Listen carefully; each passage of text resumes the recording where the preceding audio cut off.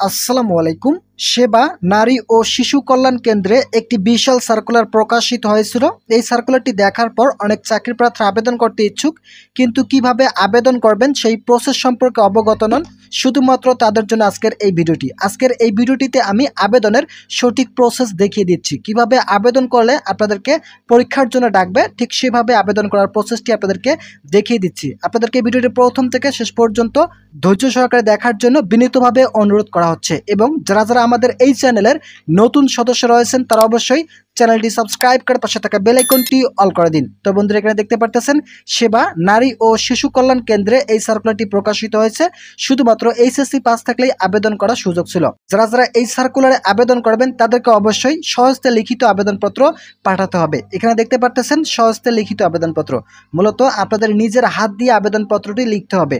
তাই আপনাদেরকে অবশ্যই নিজের হাত দিয়ে আবেদনপত্রটি লিখে ম্যানেজার HRD বরাবর পাঠাতে হবে। তো বন্ধুরা, আমি প্রসেসটি আপনাদেরকে দেখিয়ে দিচ্ছি।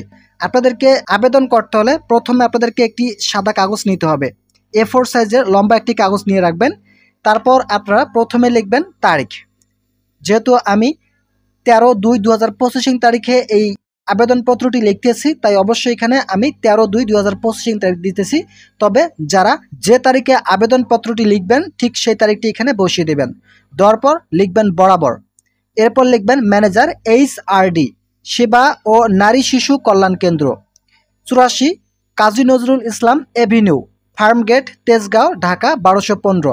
এই ঠিকানা সুন্দরভাবে দিবেন। এখানে আমি যেভাবে দিয়েছি ঠিক সেভাবেই দিবেন। এখানে শিশু লেখাটি একটু ভুল হওয়ার কারণে আমি আন্তরিকভাবে দুঃখিত। আপনারা সুন্দরভাবে সঠিকভাবে লিখবেন।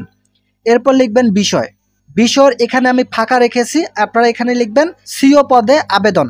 এরপর লিখবেন জনাব লিখে বিনীত নিবেদন এই যে গত 7 ফেব্রুয়ারি 2025 তারিখে দৈনিক প্রথম আলো পত্রিকার মাধ্যমে জানতে পারলাম যে আপনার প্রতিষ্ঠানে CO পদে নিয়োগ করা হবে। আমি উক্ত পদে একজন প্রার্থী হিসাবে আবেদন করেছি। নিম্নে আমার শিক্ষাগত যোগ্যতা সহ জীবন বৃত্তান্ত উল্লেখ করা হলো। ভিডিওটি চলাকালীন সময় আপনাদের কাছে আবারও রিকোয়েস্ট করতেছি, এখন পর্যন্ত যারা আমাদের এই নতুন চ্যানেলের সদস্য রয়েছেন তারা অবশ্যই চ্যানেলটি সাবস্ক্রাইব করে এই নতুন চ্যানেলের সদস্য হয়ে যান। তারপর লিখতে হবে আপনার নাম, আপনার সার্টিফিকেট অথবা NID কার্ডে যে নামটি রয়েছে সেই নামটি এখানে দিয়ে দেবেন। দেওয়ার পর আপনার পিতার নাম, আপনার যে পিতার নাম রয়েছে আপনার NID কার্ডে সেই পিতার নামটা এখানে লিখে দিবেন। দেওয়ার পর আপনার মাতার নাম, আপনার যে মাতার নাম রয়েছে মায়ের নাম সেটা এখানে লিখে দিবেন। এরপর লিখবেন স্থায়ী ঠিকানা, প্রথমে গ্রাম, তারপর পোস্ট অফিস, থানা, তারপর জেলা। বর্তমান ঠিকানা ঠিক একইভাবে লিখে দিবেন, থানা, পোস্ট অফিস, থানা এবং জেলা। জন্ম তারিখ, প্রথমে মাস, তারপর তারিখ, তারপর সাল।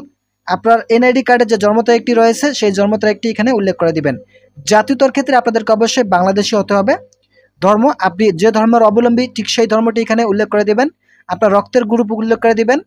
ভোটার ID কার্ড, আপনার NID কার্ডের যে নাম্বারটি রয়েছে সিক্রেট নাম্বারটি, সেই নাম্বারটি এখানে উল্লেখ করে দিবেন। দেওয়ার পর আপনার ইমেল অ্যাড্রেসটি এখানে উল্লেখ করে দিবেন।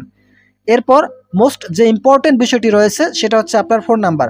এই নাম্বারের মাধ্যমে কিন্তু আপনাদেরকে পরীক্ষার জন্য ডাকা হবে, তাই অবশ্যই এখানে যে নাম্বারটি দিবেন সেই নাম্বারটি সঠিকভাবে দিবেন। নাম্বারটি দেওয়ার পর কয়েকবার চেক করে নেবেন যাতে নাম্বারটি সঠিক দেখায়।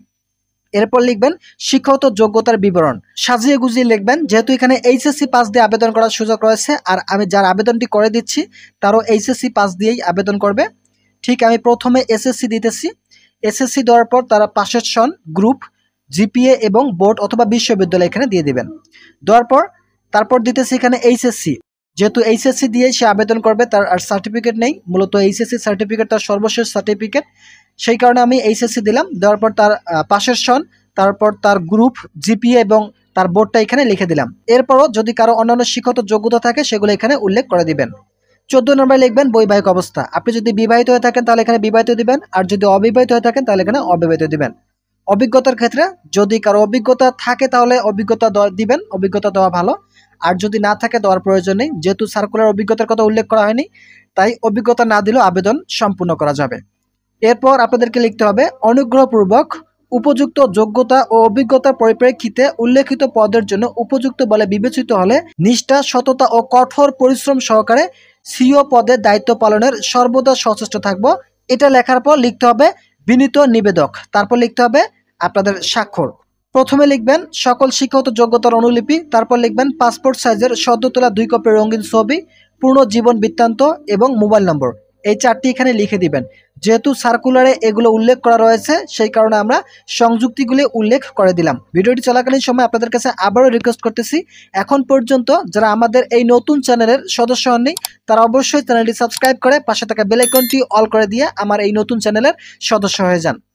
তো বন্ধুরা, এরপর আপনাদেরকে খাম রেডি করতে হবে। স্ক্রিনে যে খামটি দেখতে পারতেছেন এইরকম একটি খাম নেবেন। আপনারা অবশ্যই আপনাদের কোনো কম্পিউটার দোকান অথবা লাইব্রেরি থেকে এরকম একটি খাম নেবেন। এরকম খাম নেওয়ার পর আমি আপনাদেরকে দেখাচ্ছি কিভাবে লিখবেন, সেই ডেমোটা আপনাদেরকে দেখাচ্ছি। প্রথমে লিখবেন পদের নাম, যেহেতু এটা সিও পদ সেই পদের নাম লিখবেন। এরপর লিখবেন জেলার নাম, তারপর লিখবেন আপনার নাম, পিতার নাম, গ্রাম, পোস্ট অফিস, থানা, জেলা এবং মোবাইল নম্বর। সার্কুলারে কিন্তু উল্লেখ করা রয়েছে পদের নাম, জেলার নাম এবং মোবাইল নম্বর স্পষ্ট আকারে উল্লেখ করতে হবে। সো আপনারা অবশ্যই পদের নাম এবং জেলার নাম সহ মোবাইল নম্বর খামের উপর উল্লেখ করে দিবেন। এরপর লিখবেন বরাবর ম্যানেজার HRD, সেবা ও নারী শিশু কল্যাণ কেন্দ্র, 84 কাজী নজরুল ইসলাম এভিনিউ, ফার্মগেট, তেজগাঁও, ঢাকা 1215। এই ঠিকানায় কিন্তু আপনাদেরকে আবেদনপত্রটি পাঠাতে হবে। শুধুমাত্র ডাকযোগের মাধ্যমে আবেদন পাঠানোর সুযোগ রয়েছে। যারা যারা আবেদন করবেন তারা দ্রুত সময়ের মধ্যে আপনাদের আবেদনগুলি ডাকযোগের মাধ্যমে পাঠিয়ে দিন। আবেদনের শেষ তারিখ রয়েছে 23 ফেব্রুয়ারি 2025 তারিখ পর্যন্ত আবেদন করার সুযোগ রয়েছে।